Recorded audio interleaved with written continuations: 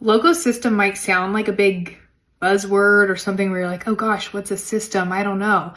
It's a lot easier than you think it is. And essentially it's having multiple versions of your logo just laid out different. So think of Starbucks. If you go to a Starbucks physical location, on their awning, they usually use the long skinny word that says Starbucks. However, on the cup, you'll see the siren mark. That's their logo working as a system. They just have different shaped logos for different applications. It's the same logo. It's not different logos. It's just different variations. And those are usually made up of a mark and a word mark. And think of it of having a shape that fills a very horizontal rectangle, a more square or circular shape, and then maybe one that's just more like a traditional rectangle.